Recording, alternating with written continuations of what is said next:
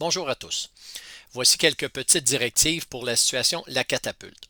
Premièrement, vous devez bâtir une catapulte comme celle-ci avec une petite spatule de bois. Donc, j'ai pris ici chez Home Depot une petite spatule de bois pour mélanger la peinture.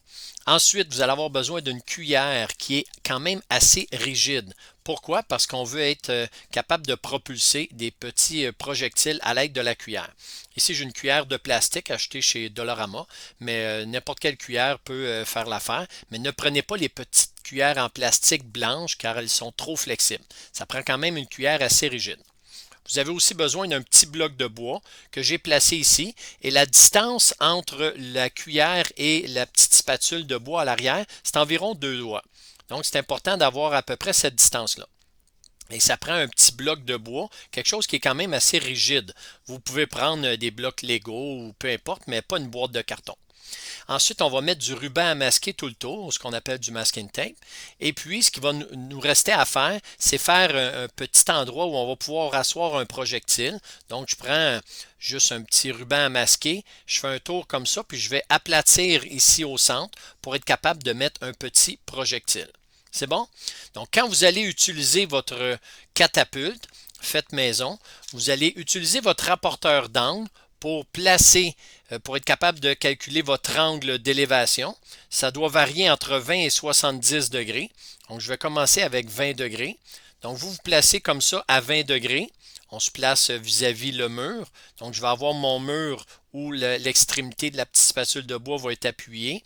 Par la suite, je calcule mon angle de 20 degrés. Je peux mettre un petit ruban à masquer sur le mur et par la suite, avec les différents angles, je vais mettre des petits traits sur le ruban à masquer. Comme ça, je vais avoir délimité tous mes angles d'attaque.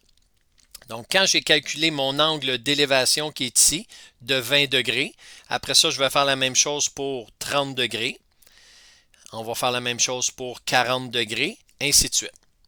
Quand vous allez projeter vos projectiles, vous allez devoir utiliser la petite cuillère qui est là et pour toujours avoir la même force, on va donner une vitesse initiale au projectile, que ça soit toujours la même chose. On doit tout simplement faire toucher la cuillère à la palette à l'arrière et on va lâcher comme ça. Donc, ça va être important de toujours avoir le même mouvement pour ne pas donner d'erreurs expérimentales, d'avoir des erreurs expérimentales dans votre expérience. Ça va pour ça? Donc, vous allez avoir beaucoup de plaisir à faire ça. La distance, l'angle d'attaque, c'est votre valeur de X. Donc, l'angle qui est ici, l'angle d'élévation, et la distance parcourue jusqu'à temps que la guimauve touche le sol pour la première fois, ça va être votre Y. Vous allez devoir trouver la règle, régression quadratique, et ensuite résoudre une équation avec la distance que l'animateur va vous avoir donnée. Par la suite, vous allez avoir un angle d'attaque et vous allez devoir remplir le défi, donc voir après combien d'essais vous avez été capable d'atteindre la cible pour la première fois. La cible, c'est ni plus ni moins qu'une feuille 8,5 par 11 qu'on va couper en deux ou qu'on va plier en deux comme ceci. Et vous allez avoir le choix de la placer dans le sens de la longueur ou de la largeur. Alors, disons que j'ai ma catapulte comme ceci. Alors, je peux mettre ma feuille dans ce sens-là. Je vais avoir une cible qui est plus longue mais moins large, ou je peux la mettre dans l'autre sens. Alors, je vais avoir une cible qui est moins longue mais plus large. À vous de décider comment vous voulez placer votre cible. C'est tout simplement une feuille 8,5 par 11 pliée en deux.